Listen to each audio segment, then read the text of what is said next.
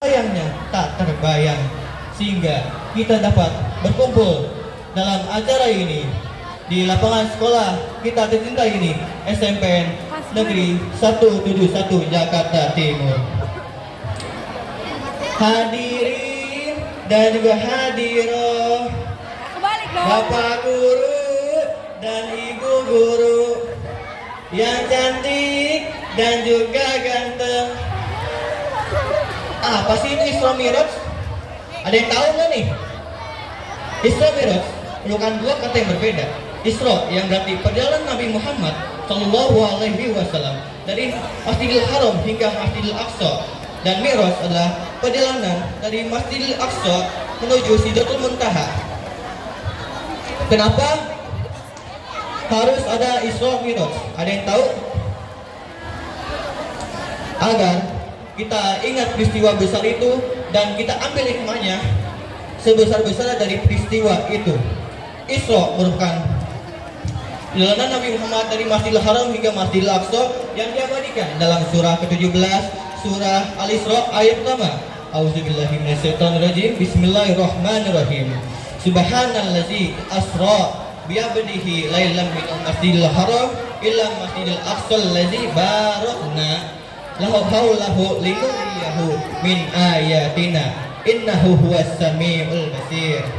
Ayat ini menjelaskan Allah Subhanahu wa taala menunjukkan kepada kita semuanya tentang kebesarannya yang menjalankan Nabi Muhammad SAW dari Masjidil Haram hingga Masjidil Aqsa yang hanya membutuhkan satu malam saja.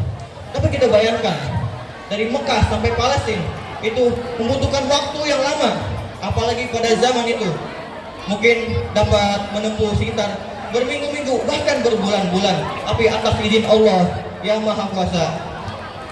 Maka apa yang dikehendaki maka terjadilah. Lalu peristiwa Miraj, Nabi Muhammad SAW menuju ke Sidratul Muntaha untuk bertemu Allah Subhanahu wa taala.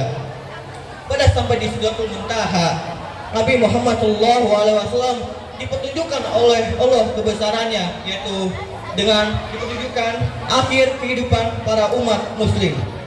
Beginilah orang-orang yang suka menghadik anak yatim, beginilah orang-orang yang suka melakukan sholat, dan orang-orang yang suka mengaji seperti inilah dan sebagainya. Lalu Nabi Muhammad SAW berjalanlah menuju kepada Allah Subhanahu wa taala, dan Allah Subhanahu wa taala memerintahkan kepada Nabi Muhammad SAW untuk melaksanakan sholat 50 waktu, namun Allah menguranginya menjadi 5 waktu saja. Kenapa dikurangi? Ada yang tahu? Karena Allah Subhanahu wa taala mengetahui bahwa umat Nabi Muhammad SAW tidak akan mampu melakukan sholat 5 waktu itu, makanya dijadikan 5 waktu saja. Lalu Nabi Muhammad pun setelah menerima pemerintah itu langsung turunlah dari langit 7 sampai langit pertama, dan saat turun tersebut Allah Subhanahu wa taala berkata dari atas, "Ya Muhammad, sesungguhnya sholat 5 waktu itu adalah setara dengan sholat 50 waktu dalam sehari." Jadi pahala sholat 5 waktu dalam sehari setara dengan sholat 50 waktu dalam sehari.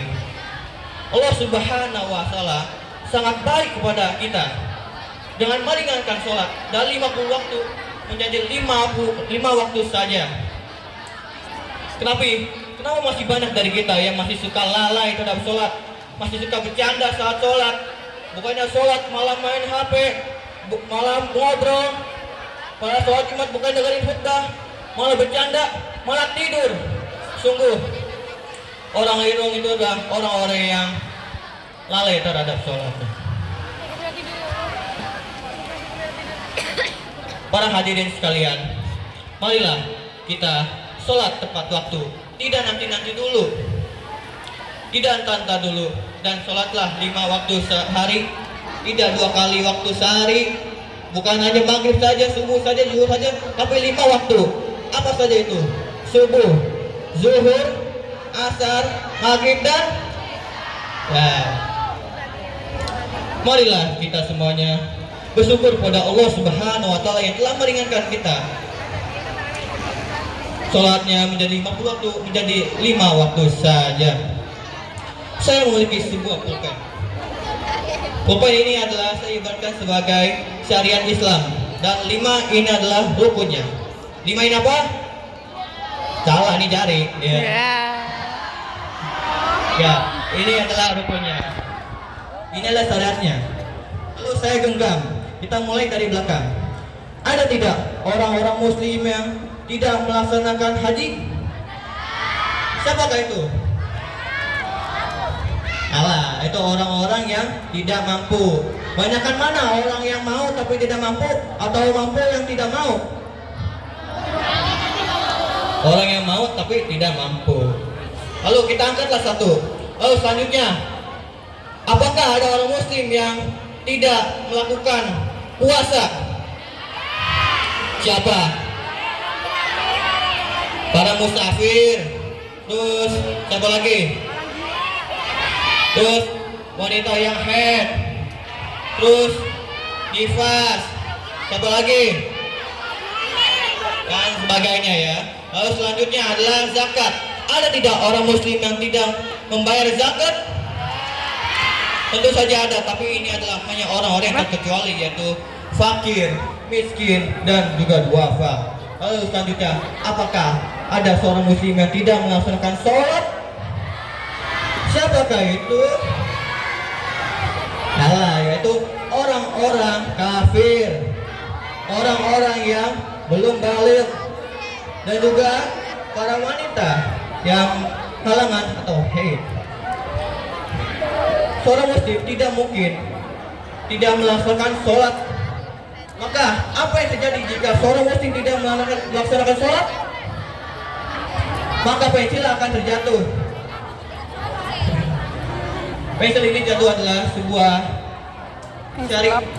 isyarat bahwa jika kita seorang muslim tidak melaksanakan kewajiban kita sebagai seorang muslim, yaitu sholat, maka runtuhlah agama kita, runtuhlah agama Islam.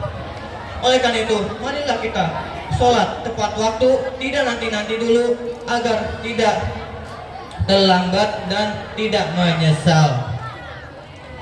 Allah Subhanahu wa Ta'ala mengenai sholat ini juga berfirman dalam surat An-Nisa ayat 103, A'udzubillahi minasyaitonirrajim, Bismillahirrahmanirrahim.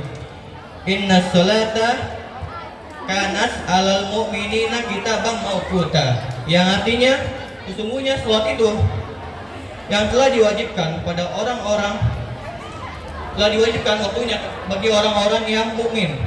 Jadi orang mukmin sudah dipastikan pasti akan melaksanakan kewajibannya sebagai orang muslim dengan melaksanakan sholat 5 waktu dan sesuai dengan waktunya. Apakah kita termasuk orang yang mukmin? Amin. Semoga kita adalah termasuk orang-orang yang mukmin. Amin amin ya rabbal. Oleh karena itu, marilah kita semuanya kita rajin-rajinlah beribadah kepada Allah Subhanahu wa Ta'ala. Tinggalkan ibadah kita, tinggalkan perbuatan baik kita, tinggalkan perbuatan buruk, dan dekatilah Allah Subhanahu wa Ta'ala dengan melakukan sholat 5 waktu. Tidak dengan berbuat yang buruk, berhina maksiat, berhina dengan pacaran, dikit-dikit sayang aku mau makan, begitu ya. Astagfirullahaladzim, nauzubillahi min dzalik. Mungkin itu saja yang dapat saya sampaikan. Semoga apa yang saya sampaikan ini dapat berbuah kebaikan untuk para jemaah semuanya. Saya ingin berpesan, janganlah seperti Fir'aun yang semasa hidupnya selalu berbuat maksiat, dan jangan juga seperti umat Nabi Musa yang susah untuk diatur, dan juga jangan seperti kalangan Yahudi yang kadang-kadang ingin menang sendiri. Mungkin itu saja apa yang dapat saya sampaikan. Mohon maaf jika ada salah-salah kata, karena saya adalah manusia, tepatnya salah dan juga lupa. Wabillahi taufiq wal hidayah. Wassalamualaikum warahmatullahi wabarakatuh.